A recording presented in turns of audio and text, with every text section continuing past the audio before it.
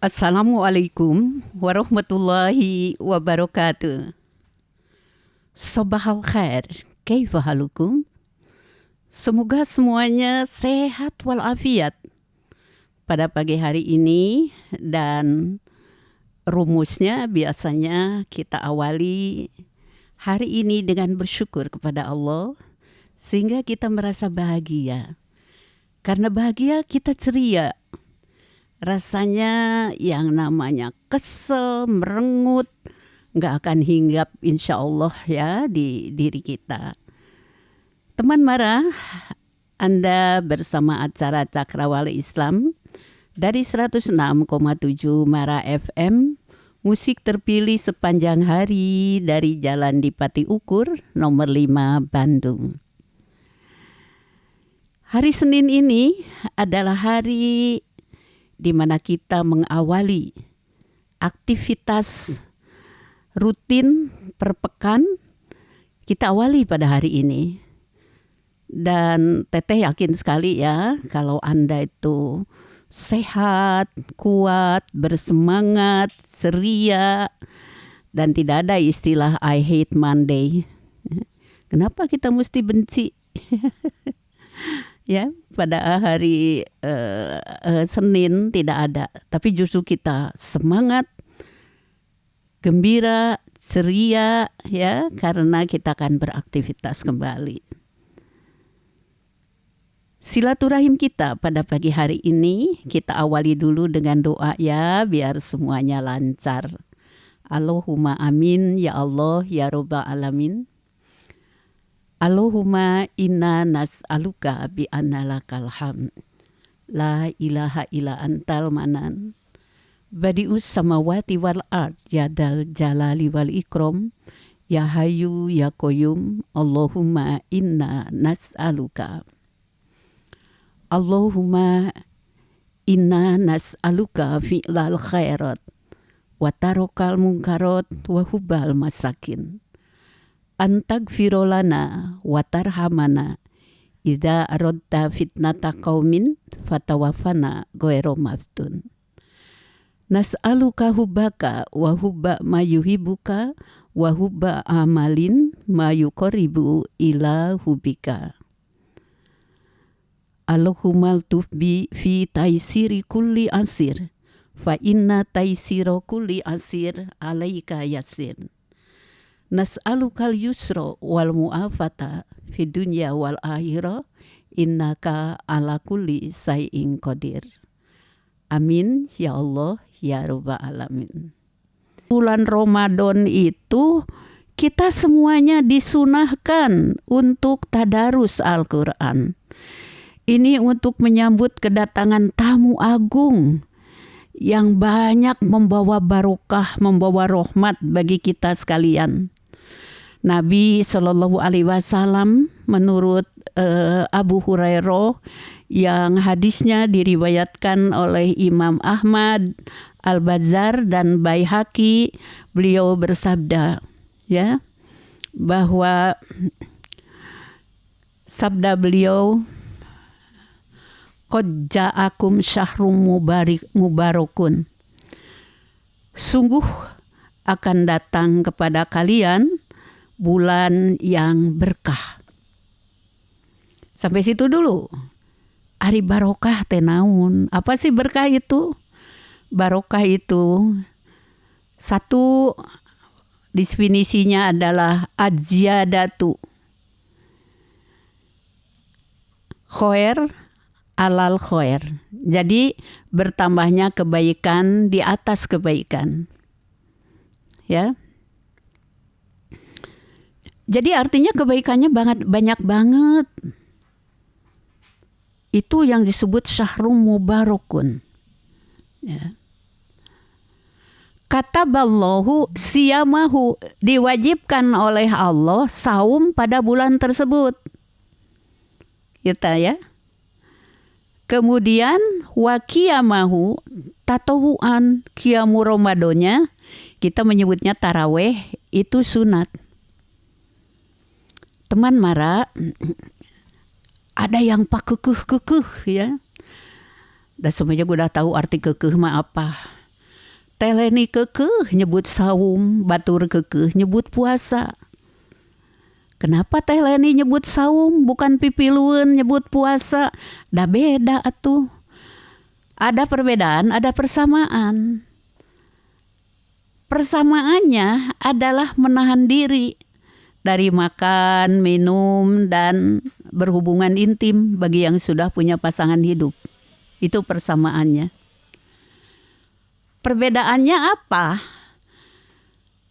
Ya, perbedaannya kita lihat kalau puasa itu dari kata upawasa itu artinya ya meninggalkan makan, minum, dan berhubungan intim itu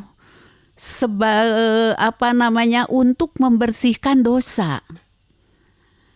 Karena untuk membersihkan dosa, maka ada simbolis-simbolis di awal ya. Jadi pra puasa itu misalnya dengan mandi besar.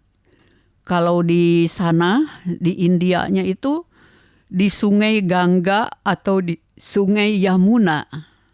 Ya. Ibu bersih ya. Daki-daki dibuang, rambut dicuci kayak gitu. Itu simbolis.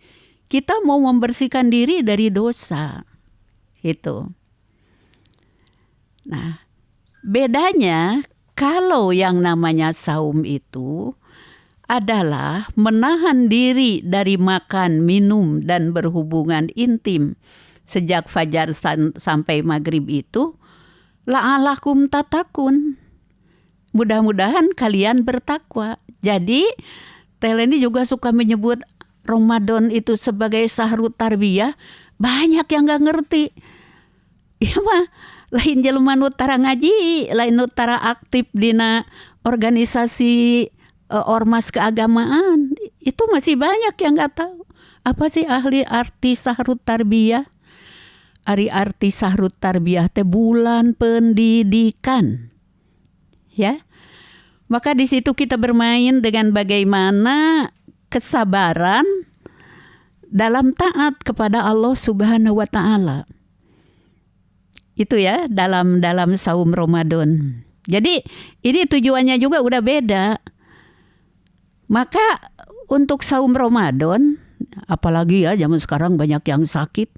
Aduh, abdi teh bade diangir mau keramas. Tapi gimana? Dinginnya banget gitu sampai menggigil itu dinginnya tuh. Nah, kayak gitu.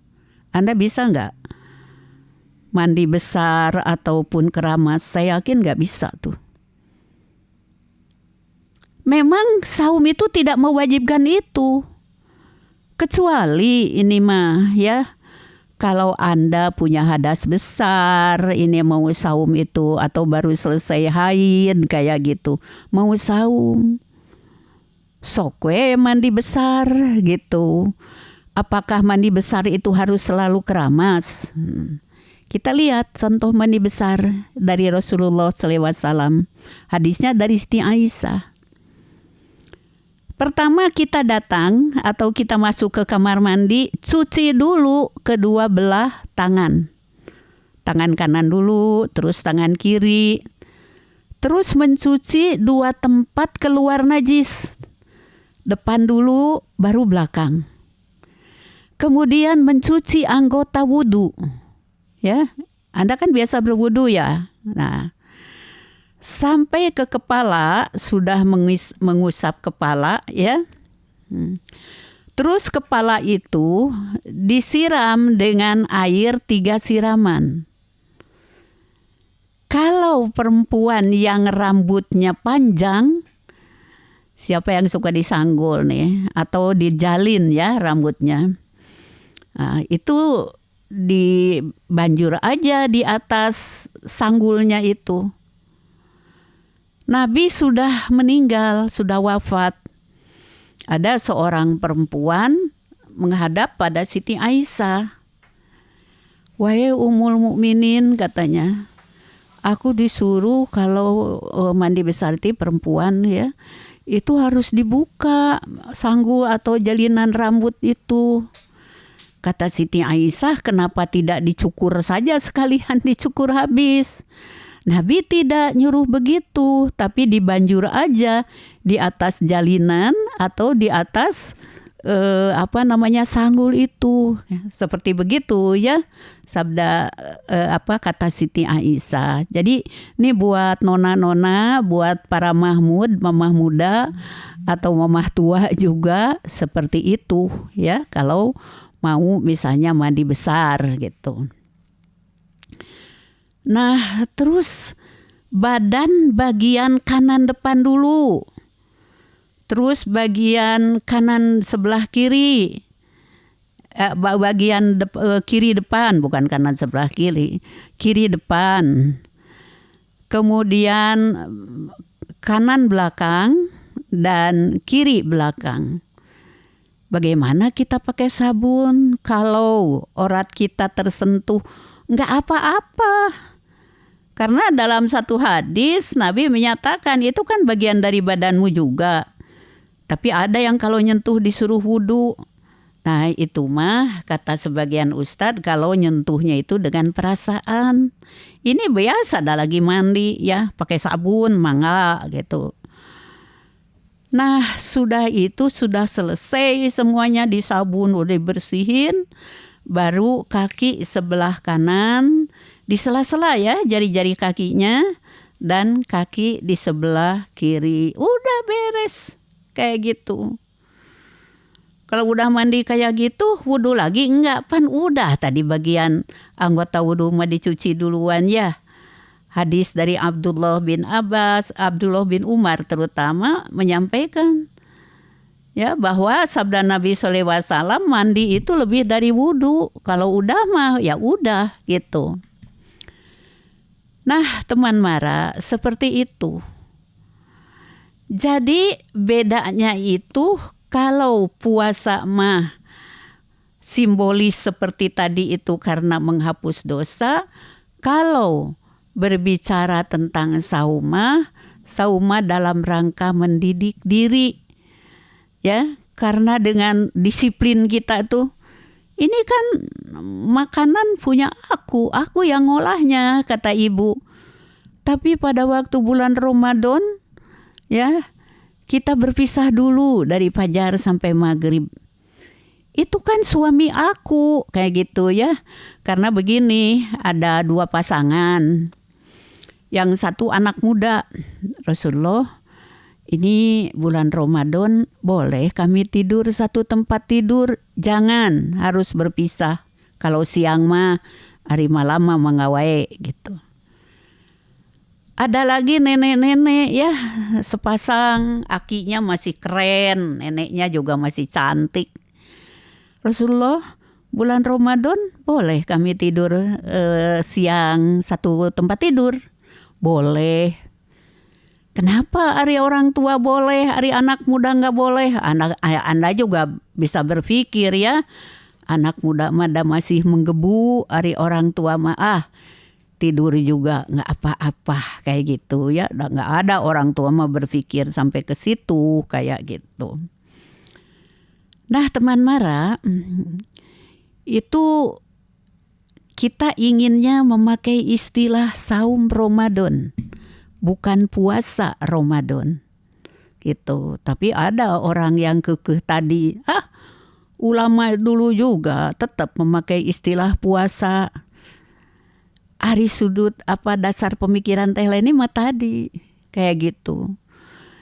Dengan saum kita seperti itu dalam hadis riwayat Ibnu Majah dinyatakan man soma Ramadana imanan wahtisaban gufiro lahu ma taqaddama min dambi.